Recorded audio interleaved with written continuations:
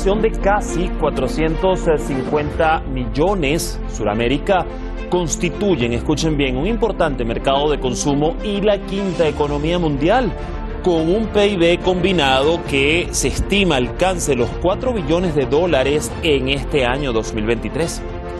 El último encuentro entre los líderes suramericanos se dio en 2014 en el marco de lo que hoy vamos a hablar, una cumbre de UNASUR en Quito. Pero ahora más que nunca y tras años de cierto estancamiento, pues se vuelve a apostar por la integración regional en Suramérica. Esto es un objetivo claro para el presidente de Brasil, Luis Inácio Lula da Silva, una idea que, recordemos, nació en el año 2008 y que encabezó junto a los entonces presidentes Néstor Kirchner y Hugo Chávez. Desde el gigante suramericano se vuelve a marcar precedente por la necesidad del diálogo regional y la resolución de sus problemas para el desarrollo conjunto. Esto es Detrás de la Razón. Les saluda Dani Pérez Díaz y así iniciamos.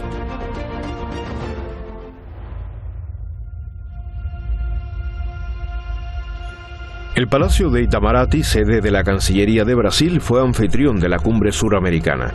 A la cita asistieron los presidentes de Argentina, Bolivia, Chile, Colombia, Ecuador, Guyana, Paraguay, Surinam, Uruguay y Venezuela. Perú fue representado por el presidente del Consejo de Ministros. Durante su intervención, el presidente de Brasil llamó a superar las diferencias ideológicas y a trabajar en la integración regional. O que nos reúne hoje em Brasília é o sentimento de urgência de voltar a olhar coletivamente para a nossa região. É a determinação de redefinir uma visão comum e relançar ações concretas para o desenvolvimento sustentável, a paz e o bem-estar das nossas populações. Enquanto estivermos desunidos, não faremos da América do Sul um continente desenvolvido em todo o seu potencial. A integração deve ser o objetivo permanente de todos nós. Precisamos deixar raízes fortes para as futuras gerações. Por otra parte, Lula destacó la necesidad de crear unidades monetarias para comercializar sin depender del dólar estadounidense. A moeda faz parte da soberania de país. Se a gente tiver a nossa moeda junto com outros países para a gente discutir a nossa relação comercial, é bem, porque nós vamos ter uma casa de moeda que vai produzir outra moeda e a gente não fica refém de uma moeda que só os Estados Unidos tem a máquina. En la cumbre, los presidentes de Argentina y Bolivia subrayaron también la importancia de la unidad regional frente a una creciente competencia y rivalidad entre las potencias globales. Yo quiero que nos animemos a cambiar. Yo quiero pedirles que más allá de que los mandatos presidenciales sean cortos, entendamos que la unidad regional debe ser una política de Estado en cada uno de nuestros países. Y que debe empezar porque nuestros chicos entiendan la importancia de la unidad regional. La pandemia del COVID-19 nos ha recordado la importancia de la colaboración en la salud pública, la investigación científica y el intercambio de recursos.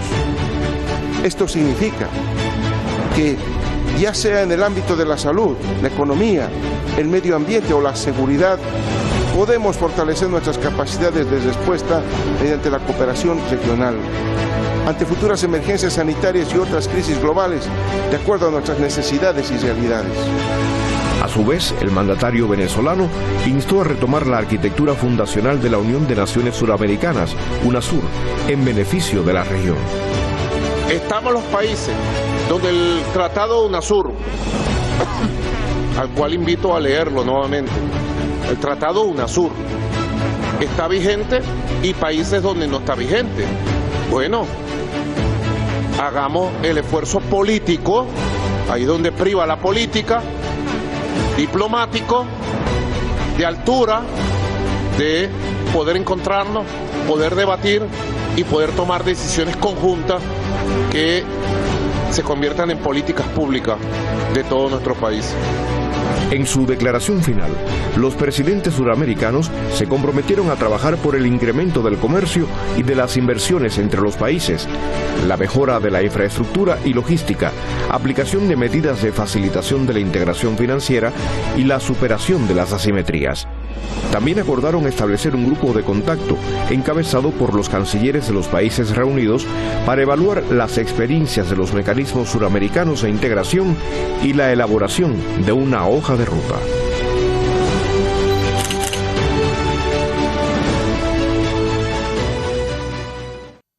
Bueno, para iniciar una hoja de ruta de la que ya vamos a estar conversando y los desafíos de cara a esa idea de volver a poner en la palestra a la UNASUR. Gracias al equipo de redacción y producción por este material. Vamos a presentar rápidamente a nuestros analistas.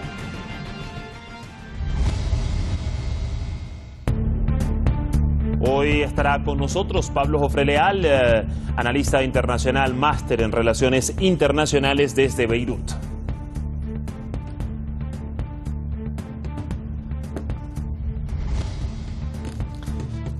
Y también nos va a aportar en el análisis Pedro Cardoso, analista internacional, cineasta desde el gigante suramericano en Brasilia.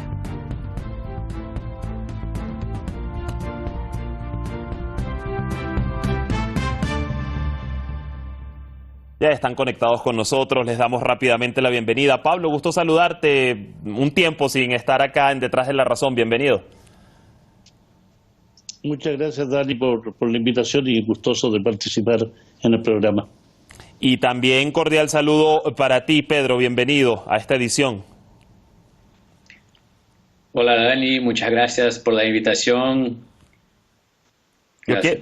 Yo quiero iniciar justamente contigo, bueno, desde el país, ¿no?, en donde se ha albergado esta edición, esta reunión de alto nivel. Fíjate que, bueno, el sueño y la idea de principios del siglo XXI que tuvieron los presidentes Lula, Chávez, Kirchner, parece volver a tomar auge, ¿no?, en esta ocasión con el impulso del líder brasileño. Han sido 2 décadas, Pedro, de cambios y reconfiguraciones en Sudamérica. La izquierda en casi todo el continente y sus esfuerzos de unidad. Luego llegaron gobiernos de derecha y neoliberales y hubo una especie de ruptura o detenimiento a esos proyectos y ahora volvemos a ver una balanza inclinándose al progresismo y a la izquierda nuevamente. ¿Qué tan necesario es hoy ese resurgimiento de la UNASUR en un mundo concebido como el que estamos viviendo hoy? Bueno, Dani, como mencionaste, se plantea una unión, una integración, como estuvo hecha en el principio del siglo, pero hay que recordarse que no estamos en el mismo momento. Claro, tuvimos muchos procesos desde entonces, como por ejemplo la llegada de gobiernos conservadores, como en Brasil, el gobierno conservador de Macri en Argentina, y tuvimos una pandemia en el medio de todo esto y hay una reconfiguración de este espacio político, este espacio diplomático en la región.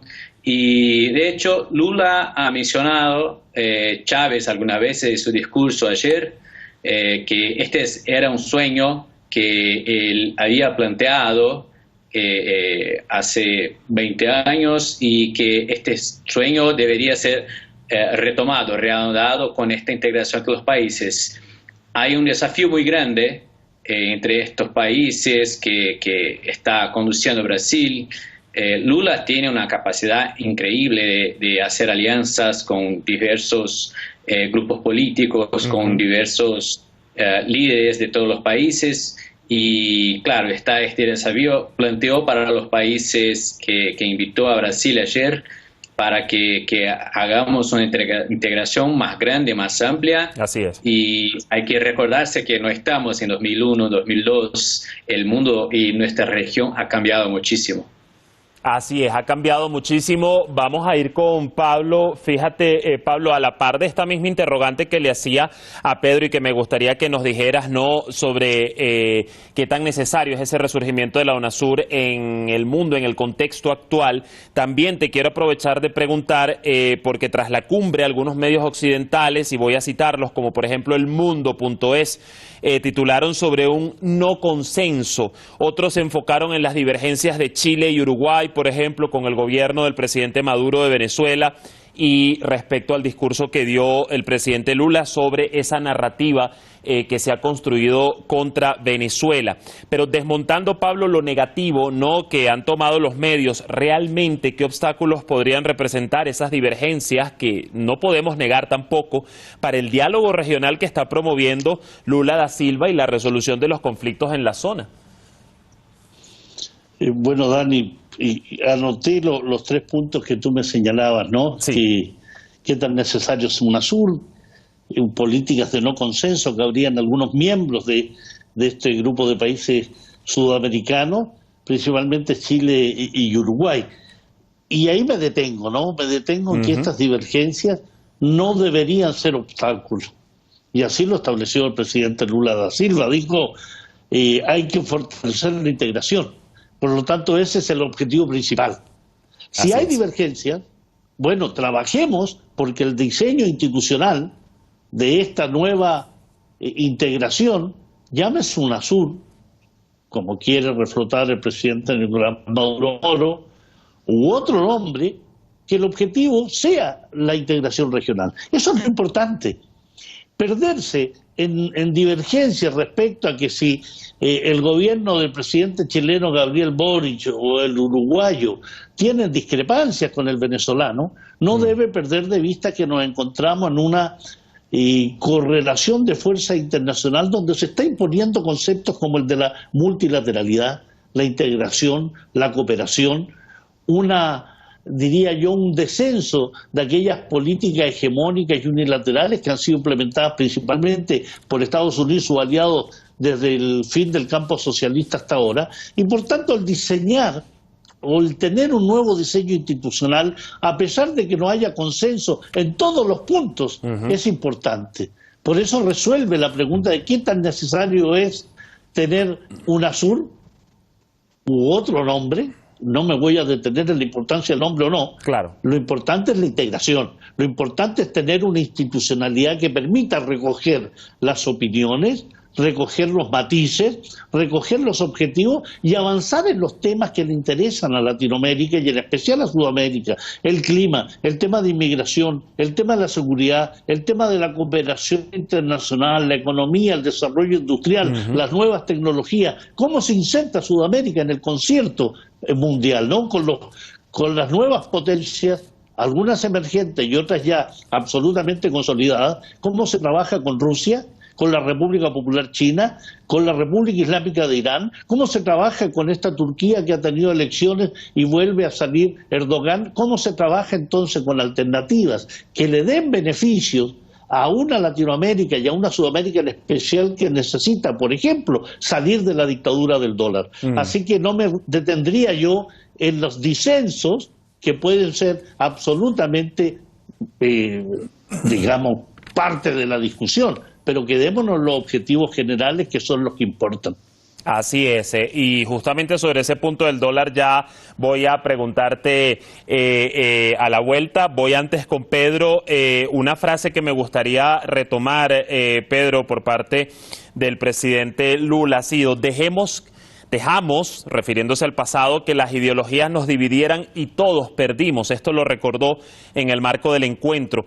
Y yo te pregunto también, y estando desde allí, desde Brasil, y viendo además, siendo testigo de cómo está llevando nuevamente las riendas el presidente Lula, si la UNASUR revive tal y como lo apuesta Lula, o cualquier marco de integración, no más allá del nombre, y una buena parte de sus presidentes miembros están de acuerdo, ¿cuál será la clave para que ante una posible oleada de gobiernos neoliberales, conservadores a futuro, no la vuelvan a romper en ese intento de integración, sopesando sus diferencias? Claro, hay que trabajar integrado para que lo que se construya no se destruya cuando cambian los gobiernos, porque hace pocos años, en el gobierno pasado de Brasil se aisló, y esto era una política de la diplomacia de Bolsonaro, vivir aislado de la región y mantener relaciones no con países, sino que con ideologías o con líderes que estaban de acuerdo con su ideología conservadora, como era Trump. Bolsonaro no era aliado de los Estados Unidos, sino que era aliado de Trump.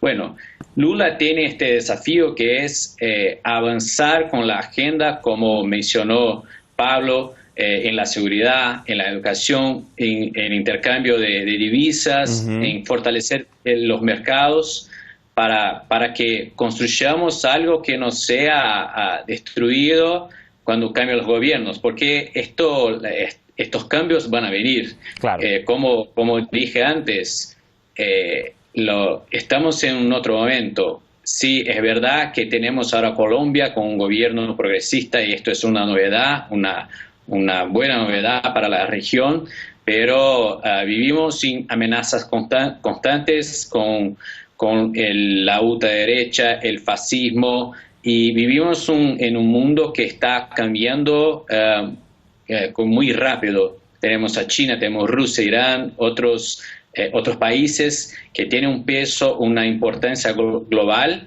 que no teníamos en el 2001. Y bueno, creo que hay que avanzar en esta agenda, en estos proyectos y consolidar estas parcerías, esta integración, más allá de los discursos.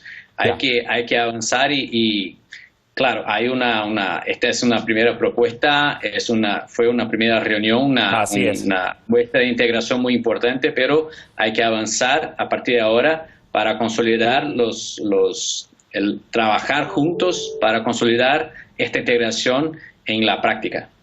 Precisamente, Pablo, abordabas el tema del dólar y en términos reales y de economía, en base a la declaración final que vimos, se pretende trabajar por un área de libre comercio y esto incluye también unificar unidades monetarias, la no dependencia de ese dólar estadounidense, algo que además, de hecho, ya algunos países están dando pasos para ellos y en el mundo, no solo en Sudamérica, pero Brasil y China son un ejemplo de ello. No es un secreto que la dependencia del dólar en Latinoamérica sigue estando presente. Pablo, ¿cómo afrontar este desafío de principio? Algo que además vamos a recordar, ya habían propuesto hace años otros presidentes como el Sucre.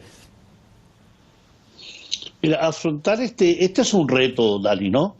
El desdolarizar nuestra economía es fundamental como elemento de soberanía. Es decir, una Latinoamérica en general, una Sudamérica en particular, y el mundo, diría, depender de este país que fabrica dólares, ¿no? Tiene una maquinita de fabricación de dólares que no importa cuánto imprima. O sea, el déficit fiscal norteamericano es absolutamente monumental, es gigantesco, pero no importa porque son ellos los que lo producen, por tanto ellos mismos son los que pueden solucionar sus problemas, pero no los nuestros. Nuestros países no pueden depender de una moneda que castiga al resto del planeta, como no puede depender de un sistema de transferencia internacional que castiga a quien Estados Unidos indica con un dedo imperial, ¿no? Dice, usted va a ser castigado, Rusia, Venezuela, Cuba, Nicaragua, Siria. A usted lo voy a castigar y lo voy a castigar con no tener acceso a los préstamos internacionales y a usted lo voy a castigar con no ser partícipe del sistema de transferencia de divisas, donde el dólar es fundamental. Por tanto, el trabajar mancomunadamente, integradoramente con las economías nacionales sudamericanas que representan, usted mismo lo decía, Dani, 450 millones de habitantes, quinta economía del mundo con 4 billones de dólares, representa un mercado apetitoso, representa un mercado sustancioso.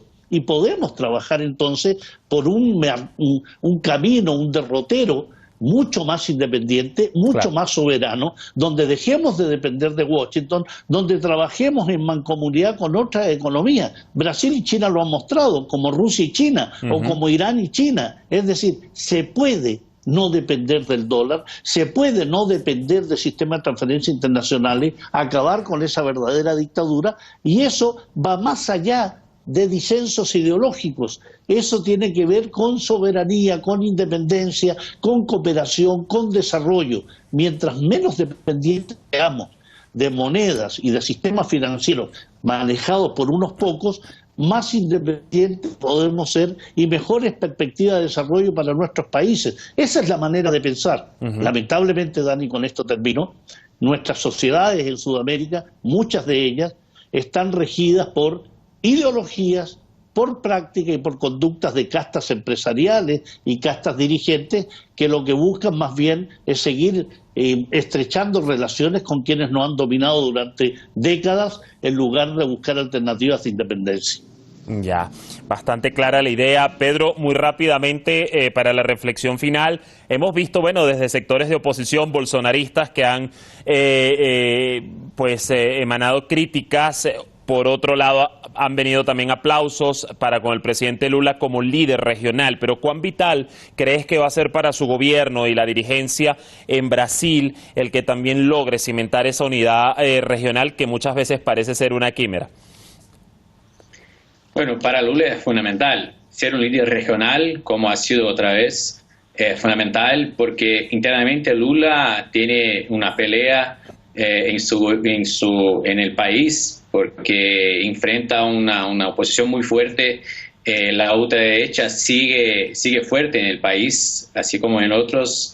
No estamos en un momento, no estamos en una paz total, porque la ultraderecha sigue con las mentiras, con las amenazas, y para Lula despuntar como líder regional es fundamental, porque gana Brasil, gana la región, gana los vecinos acá de nuestro país. Es algo que, como mencionó Pablo, una alternativa de independencia ganan todos los países, pero enfrentará mucha oposición en la prensa privada, en la oposición política, claro. Y enfrentará oposición en nuestro vecino del norte. Estados Unidos quiere mantener su hegemonía y a todo costo esto hay que tener coraje para enfrentarlos y sacar adelante esta integración que reducirá su influencia acá en la región y avanzará nuestros países para competir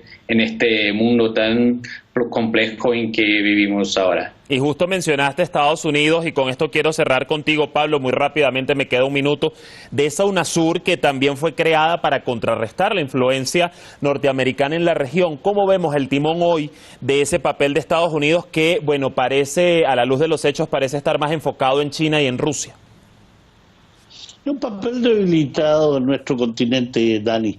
Creo que la elección de Lula le da un dinamismo nuevo, poderoso, vigoroso a estos procesos de integración. Brasil es una potencia mundial, demográfica, una potencia económica, y en ese sentido nuestra América Latina, y en especial esta Sudamérica, debe transitar por un camino de independencia, debe olvidarse de Washington, que Washington piense en sus propios problemas, nosotros pensemos en los nuestros y cómo solucionarlos. Y bajo esa idea, bajo ese timón, liderado, creo yo, por un líder de estatura internacional como Lula da Silva, y con países que puedan secundar esta idea, no se trata de hegemonía brasileña, se trata de conducción referencial, es decir, un amigo y un hermano y un socio más poderoso que con una idea global de integración puede conducir una Sudamérica por un camino que ojalá no dependa en lo absoluto de un Estados Unidos que va absolutamente a la baja en lo militar, en lo económico, en su influencia, en lo político y para bien de los pueblos de nuestro planeta. Bueno, allí nos quedamos con esa reflexión. Ahí le seguiremos el pulso de aquí en más a los próximos encuentros de estos países en Sudamérica. Gracias, Pablo. Gracias, Pedro, por acompañarnos el día de hoy en Detrás de la Razón. Hasta una próxima oportunidad. Muchas gracias, Dani, y un gran saludo a Pedro. Muchas gracias, Dani. Un saludo a Pablo. Gracias. Hasta luego. Hasta la próxima, que estén muy bien. Allí el panorama. Lo cierto es que, bueno, el texto final de este encuentro ratifica que la integración regional debe ser parte de las soluciones para afrontar los desafíos compartidos en la construcción de un mundo pacífico. Mañana cambiamos de tema. La Unión Europea y otros 10 países europeos instan al régimen israelí a detener la demolición y confiscación de casas de palestinos. Buena jornada. Les esperamos mañana en Hispan TV.